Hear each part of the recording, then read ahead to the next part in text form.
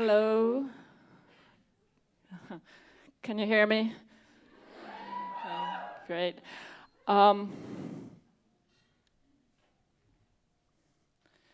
Yeah, I've been standing on stages for quite few times, but I still get this feeling like I don't really want to be here. Or I ask myself, why am I doing this to myself and to you, obviously.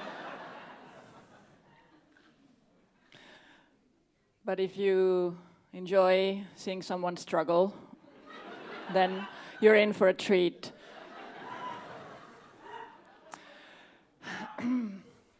So I wanted to tell you today how my bag got stolen on Karlsplatz about a year ago. Are you interested in that? Yeah? Okay, cool. Yeah, so in June about a year ago, it's Pride. It's the day of the Pride, and it's my first Pride, so I'm going around all day feeling very proud. and so I'm even that proud I go to the President van der Bellen's speech on Rathausplatz, and I'm very moved. Tears are falling from my cheeks, and all around me, hundreds of teenagers are puking their guts out, being themselves, and it's amazing. And then the day isn't long enough, so I also stay for the night, and I end up on Karlsplatz, and I park my bike there and leave the bag in the basket, like I do, because what could possibly happen to it? But I should also add that that bag is special. It's very old, very worn out. Like small things would actually fall out from the bottom. It's ragged, but I was attached to it. But can you then picture how surprised I was when I got back? And the bag was gone. Can you believe it? I could not believe it.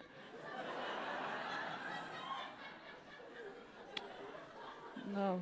And even a few days later, I still could not believe it. So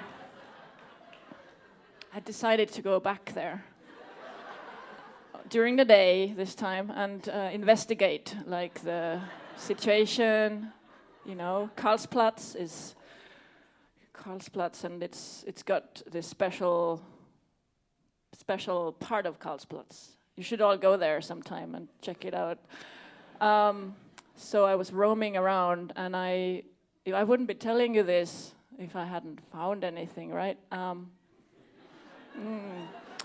So there it was. Not the bag, though. Not the bag. That's all the stuff. Do you know this sexist saying that's like a woman's bag is mysterious? It has like a lot of stuff in it or something, and I mean that's bullshit. What a parent's bag has, though, that is the worst thing you've seen all day. Are there any parents here tonight? Yeah. Okay. Cheers. So I didn't even know that what I had, of course, but what I discovered were towels and swimming stuff and packages and half-eaten snacks and Pokemons and Minions and Snurstens and mermaidens and cars, planes, half bottles, empty bottles. Oh my God! Full bottles, half empty bottles. I could go on all day if you want. Shall I? So I just I picked this. I picked it all up. But there was no bag, so I was just wondering what had happened. And I imagined that this person, I think it was a person, they went past my bike, and they're like, that's not right, this can't be. And they decided that it was their job to fix that. So they took the bag and opened it, and they were even more appalled. And then they got rid of they threw the stuff out in the gutter, and then they put the bag in the trash so that nobody would ever wear that again. Yeah. Oh, and there was a trans flag that I had as well, and that they had thrown that even further away. So I'm assuming they weren't trans or they were, and they didn't need another one. They had one already. Yeah. And somehow I felt like, well, okay, it's a good deal.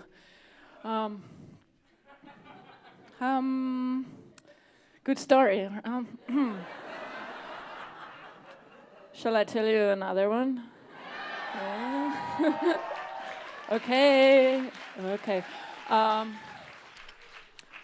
That's the day after, and so it's still 2020, June, day after Pride. It's morning, and I'm having a Zoom with my parents for breakfast. And I guess I'm still kind of proud, and I notice that in my background there's the Pride flag, and I decide I'm just not gonna do anything to change that.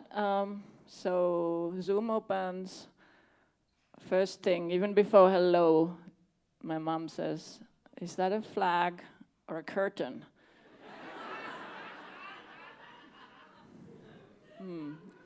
Yeah, it's a flag and a curtain, I say. So your sister's ex-boyfriend's friend is part of the LGBT community. Do you know anyone that's part of the LGBT community? Okay. So, does this sound like I'm gonna come out? This is the story where I'm coming out to my parents. Yeah, because it is. It is.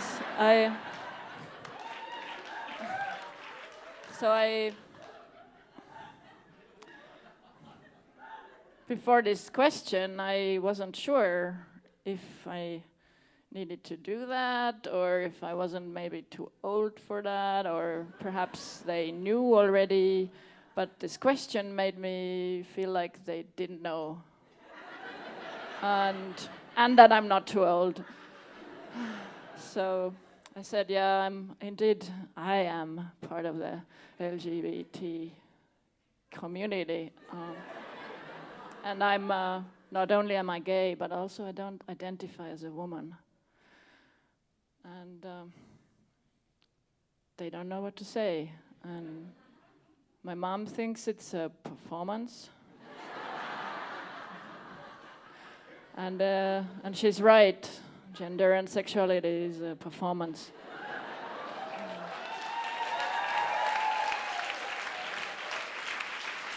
But wait. It's not. That's not it. Because I wasn't satisfied I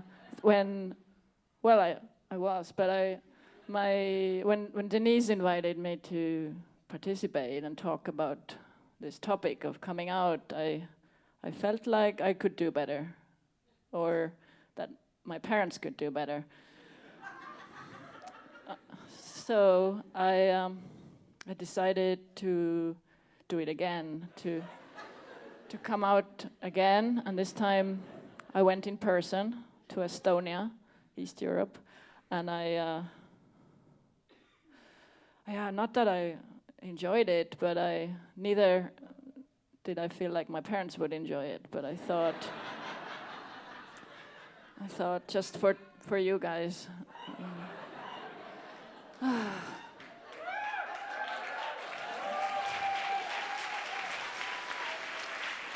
So, do you want to know what happened then? Okay. Well, I explained the situation, that I need better responses, and I mean different responses. And they're like, oh, okay.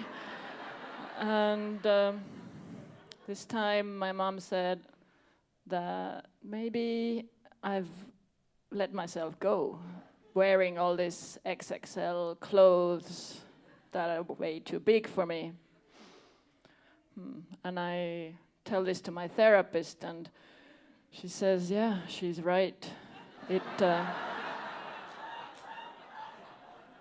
does take effort to be cisgender as well. So, and the conclusion is basically my parents are always right, but I'm still not satisfied with the material that they've provided me with. All right, so I'm gonna have to continue this story. And are you still with me? Yeah. I tell you how to answer these questions politely. So it's a joke about a lion that is making some food, and they are a hedgehog comes by. The lion is a powerful animal, but not a good chef. Okay, wait. The hedgehog is coming and tastes the food and says, "Yikes," and gets immediately killed. And then the second animal comes by. The second animal tastes the food, is like, "Oh, tastes good," and gets killed, smashed immediately as well. Because the lion doesn't like liars. And then the fox, the third animal, is there and tastes the food, and the lion is like, And the fox says, "I have a cold. I can't taste it. I don't know."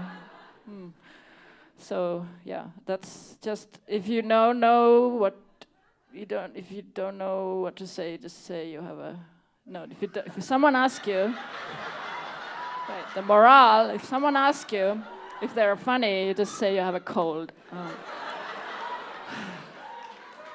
Okay, right. I have a.